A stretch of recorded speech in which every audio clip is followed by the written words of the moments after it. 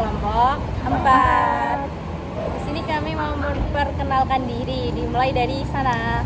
Saya Muhammad Adi Ramadan dengan NIM 23080105113. Saya Syakwa Aulia Arfi dengan NIM 23080101131. Saya Kevin Alicia dengan NIM 230801050. Saya Sukesi Sri Penganti dengan NIM 23080010491.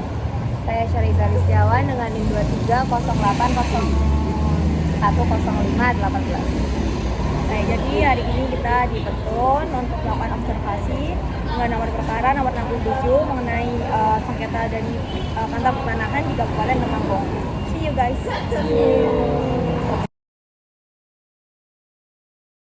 Halo guys, hari ini kita mau on the way ke Petun. So see you.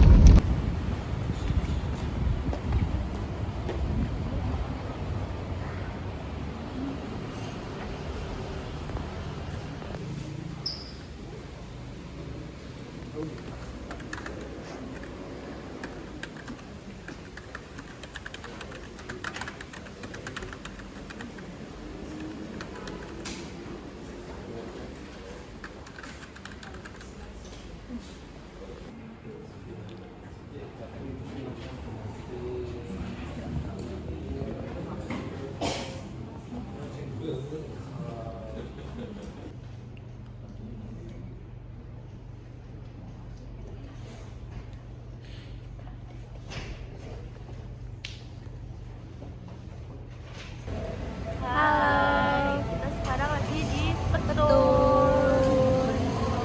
Nah, tadi itu kita habis observasi perkara berapa kak? Nomor 67 terkait pertanahan di Kabupaten Temanggung. Jadi kita pembuktian dari para pihak. Iya, pembuktian. Terus minggu depan melanjutkan. Betul. See you next week. Bye.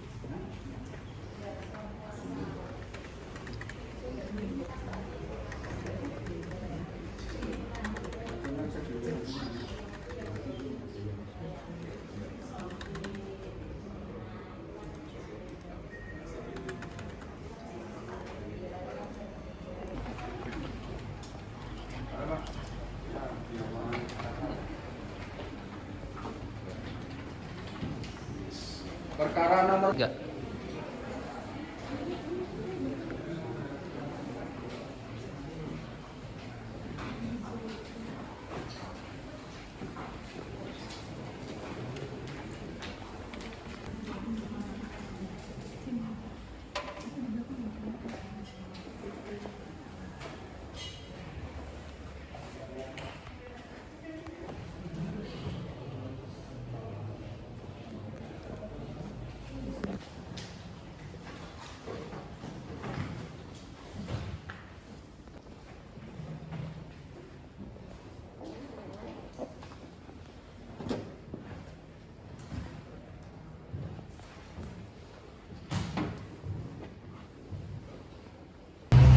Halo guys, hari ini minggu kedua kami observasi. Jadi agendanya sekarang itu tambahan pembuktian dari para pihak. So see you guys. Bye.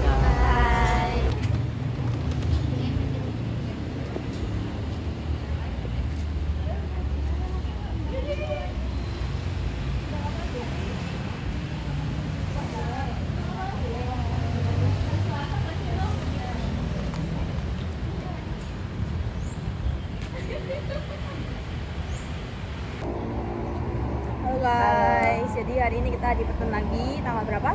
11 November. Nah, agenda persidangan kali ini itu menghadirkan saksi dari penggugat. Stay tune. Stay tune. Bye-bye. Hai guys. Jadi hari ini kita kembali ke Petun pada tanggal. Jadi kita pada tanggal 18 November itu dengan agenda saksi dari penggugat, yaitu kesempatan terakhir dan tambahan bukti surat dari para pihak. So stay tune. Bye bye. Halo guys. Jadi kita balik lagi ke Petun pada tanggal 25 November dengan agenda saksi dari tergugat 2, intervensi dan tambahan bukti surat dari para pihak. So stay tune. Bye bye. Halo guys. Jadi di minggu terakhir kita di Petun pada tanggal tanggal 2 Desember dengan agenda saksi dari tergugat 2, intervensi, dan tambahan bukti surat dari para pihak. So, stay tuned. Bye-bye.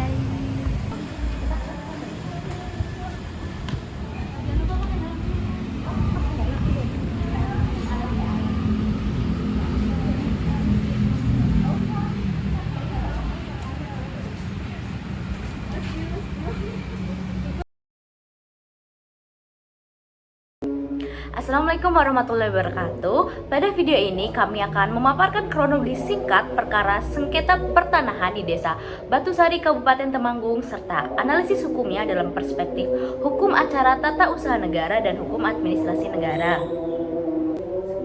Selanjutnya mengenai penggugat, itu adalah ahli waris dari Muhsan Slamet yang memiliki tanah seluas 640 meter persegi di Dusun Gelaran, Desa Batusari. Kemudian tanah tersebut tercatat dalam letter C nomor 17 P123, dan pada tahun 2014 sebagian tanah seluas 263 meter persegi telah ditingkatkan statusnya menjadi sertifikat hak milik ataupun SHM dengan nomor 571 atas nama Nur Aini. Sejak memperoleh warisan, penggugat menguasai dan mengelola tanah tersebut tanpa gangguan. Namun pada April 2024, seseorang yang selama ini diberi hak pakai tanah tiba-tiba mengeklaim sebagian tanah sebagai miliknya. Ia mempertanyakan ukuran tanah yang ditempatinya karena berbeda dengan SHM yang diperolehnya melalui program PTSL tahun 2023. Panjang tahun 2024 dilakukan beberapa kali mediasi untuk menyelesaikan persoalan batas tanah. Namun dalam mediasi tidak pernah dibahas soal status hak milik tanah, fokusnya hanya pada batas wilayah. Selanjutnya, pada bulan Mei tahun 2025, penggugat baru mengetahui bahwa ternyata telah terbit SHM nomor 02091 terbit pada 20 November tahun 2023 dengan luas 332 meter persegi atas nama Siti Masrurah. Lokasi SHM ini berada di atas bagian tanah milik penggugat, padahal belum pernah ada proses peningkatan hak untuk bagian tersebut. Artinya, tergugat yaitu Kantor Pertanahan Temanggung menerbitkan SHM di atas tanah yang sudah memiliki dasar hak sebelumnya. Terbitnya SHM baru ini menyebabkan ketidakpastian hukum dan kerugian bagi penggugat karena pertama, tidak dapat memanfaatkan tanahnya, tidak pernah diberitahu proses penerbitan SHM, dan tanah sudah memiliki riwayat hak yang jelas. Karena itu, penggugat mengajukan gugatan ke Petun Semarang dengan dasar pasal 53 ayat 2 UU Petun, yaitu keputusan tersebut bertentangan dengan peraturan perundang-undangan dan asas umum pemerintahan yang baik.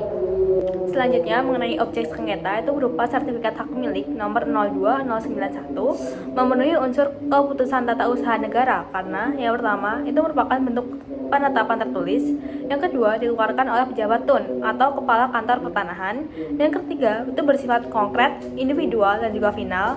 Yang terakhir adalah menimbulkan akibat hukum bagi seseorang, sehingga gugatan ke Petun adalah tepat secara hukum acara TUN.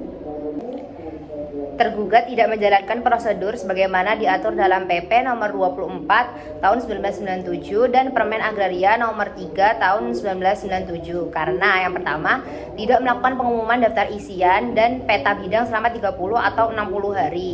Itu pada pasal 26 PP nomor 24 tahun 1997. Yang kedua, tidak memeriksa riwayat tanah dan data yuridis secara akurat. Pada pasal 52 huruf C Permen Agraria nomor 3 tahun 1997. Yang ketiga, tidak mempertimbangkan penguasaan fisik oleh penggugat, pasal 24 PP nomor 24 tahun 1997. Hal ini menunjukkan adanya cacat administrasi dan cacat prosedur dalam penerbitan sertifikat. Kemudian cacat substansi dalam Peraturan Menteri Agraria Nomor 9 Tahun 1999 Pasal 107 huruf H ditegaskan bahwa kesalahan data yuridis dan fisik merupakan cacat hukum administratif. Tergugat menerbitkan SHM di atas tanah yang sudah memiliki letter C sebelumnya, kemudian sebagian telah memiliki SHM atas nama penggugat, dan yang terakhir dikuasai fisik oleh penggugat. Hal ini menunjukkan penerbitan sertifikat baru tidak sesuai dasar hak dan dapat dibatalkan. Kemudian pelanggaran asas-asas umum pemerintahan yang baik. Tindakan tergugat melanggar 2 AUPB dan Undang-Undang Administrasi Pemerintah Nomor 30 Tahun 2014.